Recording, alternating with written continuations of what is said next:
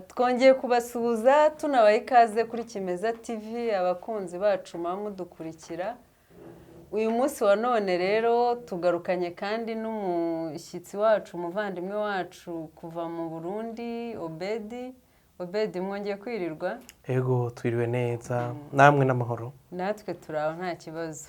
Mu Rwanda hakomeje kugwa neza. Ego kuko nibyo ndiko ndakora mbona biriko bigenda neza. Rero ntaco mbuza kugubwa neza. Ubusanzwe mu Rwanda buri kuhakorera iki wenda twanabivugaho abanyarwanda bakaboneraho kujya bitabira wenda akazi kawe niba hari icyo byamara. Muri kino gihe ndi hano nk'uwiga ndi nk'umunyeshure cyane cyane ndiko ndakuza ibyo nsanzwe nkorera mu Burundi. Ego ni cyane ndiko ndakora hano mu Rwanda. Ego. Ni byiza cyane rero tugize amahirwe yo kongera kuba turi kumwe nawe mu gihe ukiri hano mu Rwanda. Uyu munsi wa none nifuje ko tuganira cyane n'ubundi turacyari muri sosiyete mu mico mu buzima bwa buri munsi. Hari ibintu biri kuba wenda muri sosiyete nyarwanda cyangwa se n'ahandi hatandukanye muri rusange. Hari ikintu cyitwa uburinganire mu muryango hagati y'umugore n'umugabo. Hari urwego biriho hano mu Rwanda ndagira ngo udusangize ikintu bita uburinganire hagati y'umugore n'umugabo iwanyu mu Burundi kimeze gute cyifashe gute? Nofata ko muri rusangi ari cyo kimwe muri bino bihugu byacu uko abantu basanzwe bafata uno munsi kuko hari ubwo iyo turiko turavuga kuringanira canke kuringanira ko umugabo n'umugore tubifata mu buryo abazungu baje kutwigisha, mu buryo baje kutwereka yuko twebwe kera umukenyezi canke umugore atari yubahirijwe. Rero muri ubwo buryo tusanga tugiye mu buryo abazungu baduteguriye batweretse ko ari byo bibereye tukibagira iby'iwacu ari navyo byari bisanzwe bihiteka umukenyezi canke umugore.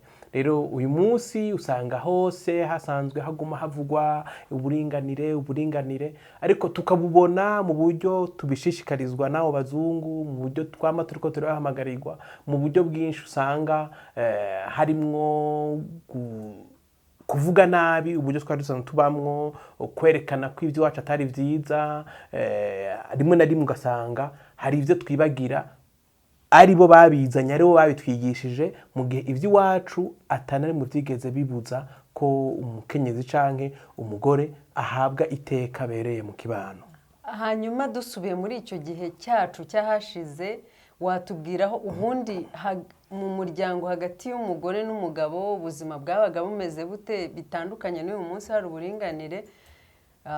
Utuhe ishusho y'ukuntu byari bimeze n'ikiza cyabyo wenda cyaba kiri gutakara uyu munsi mu muryango w'uyu munsi. Icambere nuko mu mico n'imigenzo yacu nk'abanyafrika umuntu wese ateza kugira inshingano akoze kugira ngo umuryango canke ikibano kibeho neza. Rero iyo rimwe na rimwe twirengagije ko umwe wese afite icyo ashobora gukora kugira ngo umuryango ubeho neza, abana bitabweho, urugo rubi rw'iteka, tuba twiyibagije uko abasokuru bacu bari barashatse ko biba. Ni ukuvuga harabaho ibikorwa bigenewe abagabo hakabaho n'ibikorwa bigenewe abagore. Niko n'umwana yaregwa akamenya icyo ateza gukora kugira ngo urugo rubeho neza, n'icyo umuhungu akora, umwigeme akora. Ivyo byose rero ni muri rwa rutonde rw'uko umwe wese agira icyo aterereye kugira ngo igihugu cacu kigume kifise iteka n'itekane. None se Obedi bitwaye iki kuba niba kera hari inshingano z'umukobwa, iz'umuhungu ku giti cye, iz'umugore cyangwa umugabo, bitwaye iki hari umuzishoboye zose cyangwa baguranye umuntu agakora izari zigenewe mugenzi we? Cy'ingenzi si uko zikorwa neza se? Kuba basanzwe bavyumva uko bumva ko ari vyiza, ariko uravye uko abantu baremwe hariho ibyo usanga vyoroshe gukorwa n'abagabo n'ivyoroshe gukorwa n'abagore. Rero uyu munsi muri iyo politike nyene yo kutwereka yuko hariho aho tutabikoze neza, batwereka yuko umugabo ashobora gukora vyose, umugore ashobora gukora vyose, aho naho rimwe na rimwe turibesha ugasanga hari ivyo twarenze ko mu buryo karemano tukabikora mu buryo butari bwo, bikavyara n'ibindi tutari twiteze.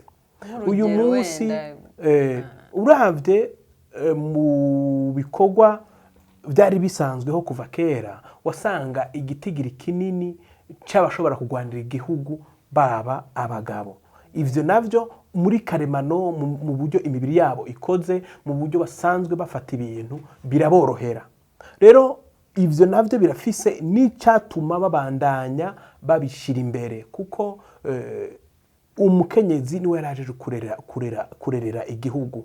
Rero hamwe wa wundi ajeje kurera igihugu ari we yoja kugwana, twosanga igihugu ejo tazoronka abandi bazosubira kuja kugwana. Ivyo rero byose birafise igituma mu kibano byari bitunganijwe. Nuno munsi iyo tuvuga ko umukenyezi ashoboye byose, hariho imirimo twumva ko hariho abakenyezi bayikora, ariko usanga igitigiri c'abayikora ari gito cane, cyangwa ugasanga uburyo babikoramwo hamwe abakenyezi bose boja kuyikora batubikora nko abagabo bashobora kubikora. Ivyo rero nivyo no kwita karemano, nuko isi koze, ariko twe dushaka guhindura kwa kuntu isi koze tubikabikora mu byo twe tuvyiyumviriye, ariko ico tugamije canke ico isi yarigamije atari cyo kebaye.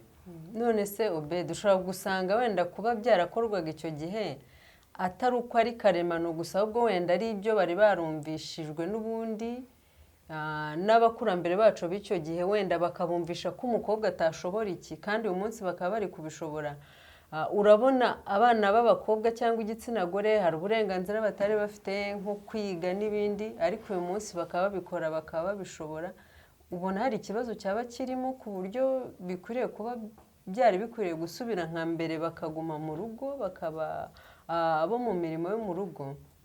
Urakoze cyane. Iyo tuvuze tugahera ku kwiga, ariko tumaze twibaze ko imbere y'uko abazungu bazana ubu buryo tubayemo uno munsi, hariho uburyo abantu bigamwo, bakiga imirimo, bakiga inyifato, bakiga imibereho. Rero ishure abakobwa bari bagenewe n'ishure abahungu bari bagenewe byari bitandukanye. Umwe wese yarafite yigisha kugira ngo agire icyo amariye ikibano.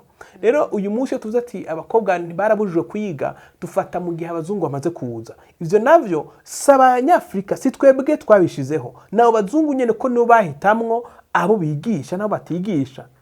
Rero muri ico gihe twebwe sitwe twoba intandaro y'ivyo bibi, ahubwo ibibi bifatiye ku buryo abo bazungu nyene batwigishije. Twarahavuye tubifata nkavyo nkuko bo babishaka, mu nyuma bagenda bahindura ibintu uko bashaka, kuko uhereye iwabo ni uko twebwe twagiye kubifata niko bo bari basanzwe babifata. Tubifata uko babitubwiye, mu nyuma barabihindura, basubira baza kutwagiriza ko tutabikora neza, kandi aribo babituzaniye.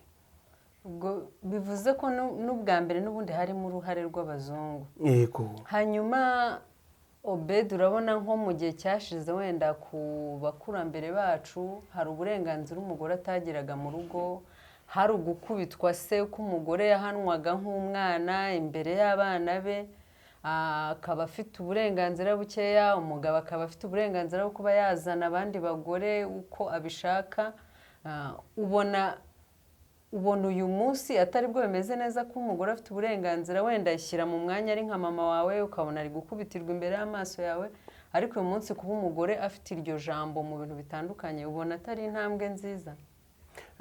Iyo tuvuga ibijanye no gukubitana canke guhohoterwa bijanye n'umubiri, rimwe na rimwe tugomba kubifatanya nuko twigishijwe ko kera abasukuru bacu batubaha gateka k'umukenyezi, ariko siko biri.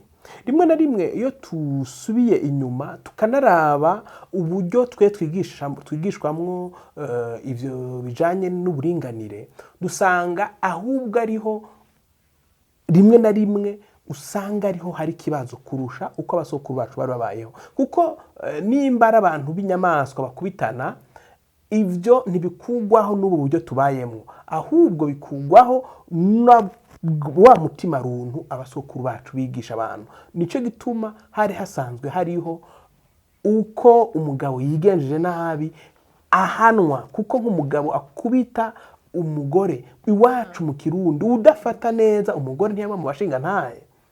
Uyu munsi wa none cyangwa uratubwira kera mu gihe cyashize. Rero ivyo byose birerekana yuko mu kibano cacu hari hasanzwe hariho ko umuntu hari imico myiza ateza kubwiramo. Rero uyu munsi ivyo bibi byabaye sije byari bikwiye kuturanga, ahubwo twari dukwiye kumenya mbega iwacu ni iki twakora kugira ngo umwe wese ahabwe iteka bereye. Rero n'uyu munsi twigishwa ivyo ntihabuze abashobora kubandanya bonona, ugasanga umugabo umwe arakubisa umugore, hari n'abagore usanga bakubita abagabo. Ivyo byose rero ntitwosha tubigira ko ngo dufate ko ivy'iwacu atari vyiza. Nta mwonga uburi sato ibidahizwe, abagabo babi bamyeho n'ubu bazokwamaho, ariko icyo twari dukwiye kugira ko aricyo cyari dukwiye kuturanga ni bwa buntu bwamye bwigishwa mu kibano c'abarundi n'abanyarwanda n'abanyafrika muri rusange. Obedi, abantu benshi batekereza muri iki gihe ko indi ntandaro ishobora kubituma mu muryango ibintu nk'ibyo bitandukanye biri kubaho, wenda ari uburyo abantu bahura baba bagiye kubana mu rwego rw'umuryango nk'umugore n'umugabo. Mu gihe cyashize batubwira ko habaga baranga imiryango ikabanza igasuzuma neza abo bantu bagiye kubana n'imiryango yabo. Wowe ku giti cyawe ubona hari uruhare rwaba rurimo kuba uyu munsi umuntu yihurira n'undi bagafata icyemezo cyabo? Ubona hari ingaruka byagira wenda mu mibanire mibi hagati y'umuryango? Ibyo bishobora kuba imwe mu ntambamyi, imwe mu ntandaro zituma ibyo bintu bibaho. Aho turashobora gusubira inyuma muri kahise k'ibihugu byacu, nuko habaho imvo ituma abantu babana. Cyane cyane uyu munsi abantu babana bakurikije amarangamutima, izo bita emotion, ariko abantu babana bakurikije icyo bifuza kuri uwo muryango. Igituma haba baranga bamanza kumenya imico y'uwo muryango, bakumva ko iyo mico ishobora guhuza n'uwundi muryango, bakamenya uburyo abantu bo muri uwo muryango babayeho, bakabona by'ukuri ko abo bantu bashobora kubana. Uravye mu mico yacu ya kera harabaho imiryango itahana abageni bivanye nuko bamwe bashobora kuba bafise ubukare bukabije, ugasanga abagabo bo muri uwo muryango basanzwe ari inkazi cyangwa bagira amahane, bavuga ati rero hamwe bohura n'umwigeme muri urya wundi muryango nabo basanga bagira amahane, abantu nibo kubahana, abantu nibo kubaka wakwaka bakarondera undi muryango w'abantu bacisha make bagashobora kubaka. Rero ibyo byose twebwe twaje kwigishwa n'abazungu yuko umuhungu n'umukobwa aribo bakwiye kwihurira bagakundana. Muri uko gukundana rimwe na rimwe habaho kunyegeza imico, ugasanga ntumenye imico y'aho umwe avuka, ntumenye ukundi uko yitwara, ugasanga rero hageze ko mubana hari ibintu byinshi byari byaranyegejwe mugiye guhura navyo, ugasanga birabaye intandaro yo kubana nabi cyangwa kugiranira nabi ko mu miryango. Hanyuma none se ntutekereza rega abantu nubwo baba mu muryango umwe ntago biba bivuze ko abantu bose baba bameze kimwe, baba bahuje umuryango. Ushobora kuba muri rusange ufite abantu wenda bumvikana bitonda, ariko hakavamo abandi batandukanye, nk'uko bavuga ngo indi byara mweru na muhima. Rero ntekereza ko tubona n'abantu bihurirega bakubaka imiryango mizima. Ntutekereza ko wenda bishoboka yuko nanone ushobora guhitamo umuryango ariko umuntu uhisemo muri uwo muryango we ntakubere muzima? Rimwe na rimwe hari icyo twirengagiza, ni uko amakuru menshi umuntu aronka ya mbere canke akomeye amugira ko ingaruka nyinshi nayo aronka mu muryango wiwe. Rimwe na rimwe umwigeme yakuze abona ko nyina wiwe atubaha se wiwe, biroroshe cyane ko atazubaha umugabo kurusha uwakuze abona nyina wiwe yubaha se yubaha nyina. Abo bantu bafite ubwo burorero butandukanye, baronse izo ngero zitandukanye,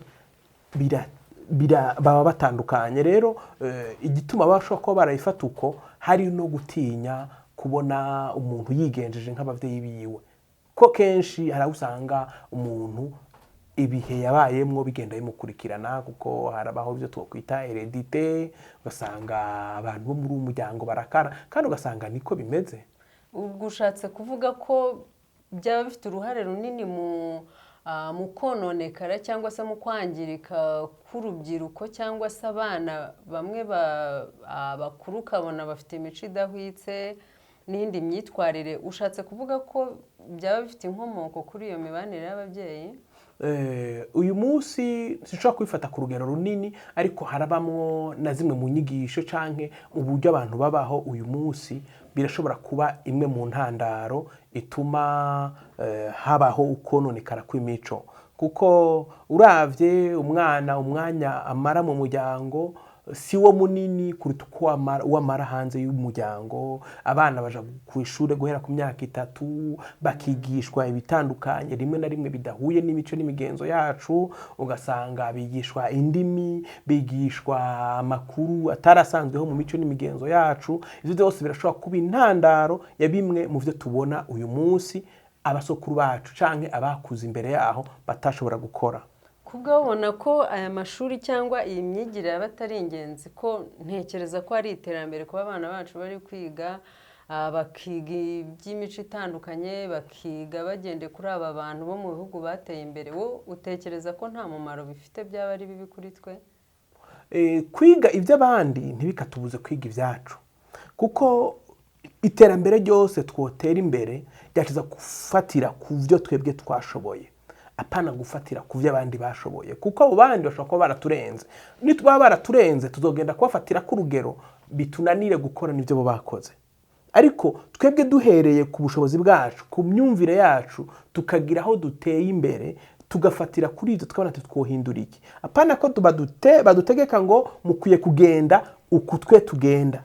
Muri ico gihe biraheza bikatugira ko ingaruka rimwe na rimwe usanga zibaho iwacu ahandi zitabaho, kubera ko ufatiye ku burorero kwifata nk'uko abazungu bifata, hari ibyo tudashoboye hano iwacu. Uravye ikibano cacu n'ikibano c'abazungu haracari ibidakunda, ariko byinshi twama turiko tugwana kuba nkabo. Kera ufashe mu miryango yacu harabaho ibijanye n'ubuharike, harabaho ibijanye n'ibindi bintu bitandukanye byabaho mu Kirundi no mu Kinyarwanda. Ariko uyu munsi dufasha nk'akarorero nk'abanyaburaya, usanga abantu mu kubana bahana ibiringo, bavugana tumarana imyaka 2, niyahera uzogenda nanje ngenda. Ariko ivyo mu mico yacu ntibyari bisanzwe bibaho, ariko tugwana no kubizana ivyo bintu ngaho iwacu. Hanyuma se Obedi, ibi bintu tukiri kuri ibi byo kuba umugabo yazana abagore benshi, yashaka abagore benshi n'ubundi nk'uko basogokuruza bacu babibonaga, ubona ko ibi bintu byaba birimo urukundo cyangwa se birimo imibanire myiza mu muryango? Nta ngaruka mbi waba ubibonamo ugereranije wenda no kuba uyu munsi umuntu azana umugore umwe cyangwa umugabo umwe bakabana se bakabana neza cyangwa bakananiranwa, cyangwa bakaba banagira n'icyo gihe runaka cyo kubana bagatandukana kugira ngo hagire ibindi bibazo byavukamo? Uravye uburyo uyu munsi abantu bafata ibijanye nuko umugabo agira abagore barenze umwe, bifatiye ku myumvire ya gikirisu canke uburyo abanyaburaya babituzaniye. Uravye nk'abisilamu bafata yuko kugira abagore barenze umwe atari kibazo mu idini ryabo, ariko mu myumvire y'abakirisu hari kibazo. Ariko ico kibazo twe tugifata nk'uburyo Imana yabitubwiyemo, ariko siko biri. Ni uburyo abanyaburayi babonye bwotuma abantu baba nk'uko babaho, kuko baba barifuza ko abantu bose babaho nk'uko babaho. Ariko abanyafrika uburyo bafatamwo ibijanye no kugira abagore barenze umwe biratandukanye n'ibyo bo batwigishije. Nk'akarorero, hari ikintu nkunze kwiyumvira ko aho iwacu usanga tutigera twibaza ko, kubera ko karemano uburyo ndemanwa bw'abagabo usanga kenshi bubatuma bifuza kugiranira imigenderanire n'abagore barenze umwe. Rero muri ico gihe ugasanga n'abagore muri kamere yabo inyegeje badashaka kuvuga, biroroha ko bumvira canke bagendana n'umugabo asanzwe afite abandi bagore, mu gihe afise icotuma abasatisfeza canke abahaza abahaza mu mibereho yabo. Ako karorero rero kenshi nkunda kugaha abantu iyo turavye abagabo benshi bafise ubushobozi bwo kubaho. kure niba mbyumvise neza bishatse kuvuga ko abagore baba bahitamo umugabo waba ufite abandi bagore mu gihe wenda babona afite ubushobozi mu buryo bwose wenda bumva bifuza, umugore yahitamo umugabo ufite abandi bagore kurenza uko yahitamo umusore udafite umugore. Ego niko biri, kuko uravye nk'ababigeme benshi bariko barakura muri kino gihe usanga ari bo kenshi usanga babaye abahabara b'abagabo basanzwe bafite abagore, kandi kubera ko babonye ko bafite ubushobozi bwo kubabeshaho. Ivyo rero rimwe na rimwe hari ivyo tutibaza. Iyaba twibaza kuri iyi mico twazaniwe, hari ivyo twohavuye tukanegura. Tufate nk'akarorero, uyu munsi hari abagabo bari mu bihugu vyacu bafise ubushobozi bwo gutunga ingo zirenze rumwe. Abari muri izo ngo bagafungura neza, bakabaho neza mu buryo bukwiriye. Rero abo bagabo ugasanga atanavyumva bohewe kubana n'umugore umwe, ariko mu kinyegero akagendana n'abakobwa barenze umwe. Bamwe akabatera amada, amaze kumutera inda akamwihakana, umwana akabaho nabi, kandi uwo mugabo yari afite ubushobozi kubera ko ikibano kitamwemerera ko yoza n'abagore barenze umwe, akinyegeza. Rero uyu mwana hamwe umuvyeyi yoba ari umwana ari umuvyeyi ashira mu gaciro, yo kwibajije jewe gufata ujya mwana aramaze yamaze kwangirika mu kibano, no gutuma ujya mugabo aba ahabwa uburyo bwo gushira ujya mwana, akamuhahaba, akamuhiteka, no kumva ko umwana yoguma ari umuhabara w'umugabo, vyaratunaniye gutandukanya. Wowe wumva ari cyo cyaba cyiza kugira ngo wenda umugabo abe yagira ihabara hirya ku ruhande yafasha mu bwihisho, wumva ikizima ari uko yagira abagore benshi ku mugaragaro? Ivyo nivyo byoba vyiza, kuko rimwe na rimwe iyo tubivuga benshi batubwira muri Bibiliya, ariko muri Bibiliya abenshi mu babaye abo twita ko ari abakoreye Imana neza, abenshi bari bafite abagore benshi. Ukibaza gute uno munsi iyo Mana nyene rero yahagurutse ikatubwira ngo bagire umugore umwe, ariko usanga ari imico abazungu batuzaniye ifatiye ku bwikunzi bwabo. Ivyo rero twebwe ntitubimenya kubera yuko ivyo batuzaniye nivyo bo babayemwo. Barazi ko byinshi biba ikibano cabo, cyane cyane mu kubiranye no kuzana umugore umwe, nuko kenshi dufatiye nko ku migenzo y'abaromani, abagiriki n'abandi, bari basanzwe umugore yashobora umugore kenshi niwe yahitamwe, umukobwa niwe yahitamwe umuhungu bari bubane. Ugasanga rero abana baba bafite ubutunzi nibo bemererwa kugira abagabo. Abo nabo kubera ko ubwo butunzi batemera yuko buja hanze mu yindi miryango, bagateka ko umugabo ataza kugira umugore umwe. Ariko wasanga abana bava mu miryango ikenye bateka kuja kuba nk'indaya z'abo bandi bagabo. Ugasanga n'umugore ashobora gufasha umugabo wiwe kuja kugura iyindi indaya kandi azi ko wasanzwe ari umugabo we, ariko kubera ko azi yuko uwo mwigeme cyangwa uwo mukobwa atazuza kuba muri bwa butunzi bwabo, akabireka. Ubwo ushatse kuvuga ko ubu buryo bwabo bw'abazungu ari bubi, kandi tubona ari babayeho neza, bafite ubuzima, bafite ubushobozi, bafite iterambere, ubuzima bwabo n'ubundi turi kubwifuza tw'Abanyafurika. Ni gute uri kugaya uyu muco wabo kandi mbona ahubwo waba ari wo mwiza utuma batera imbere, babaho bakomeye, bagera kuri byinshi? Urakoze cyane. Igituma uyu munsi rero batuzaniye ivyo nuko bazi ko atari vyiza, kuko ivyo biba vyiza ntibari kubituzanira. Rero iyo twibaza ko ari byo vyiza, hari aho tuba twagaruka. Nivyo ngiye kugushikirako.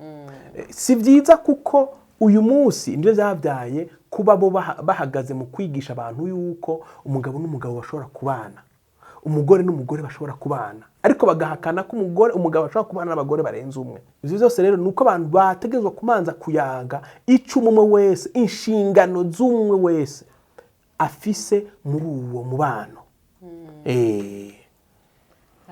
Murakoze cyane Obedi kuba twongeye kugira amahirwe yo kukubona uyu munsi nanone.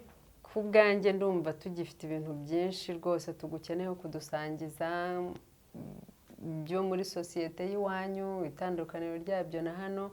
Uyu munsi wa none reka dusoreze hano iki kiganiro, ubutaha ariko nanone ni ikaze igihe cyose tugukeneye uhari, uzatwitabeho kabyarawe, bizaba ari umugisha kubana nawe. Mwakoze cyane abadukurikira kuri Kimeza TV, ibiganiro byacu naho ubutaha mukomeze gukurikirana n'ibindi byose.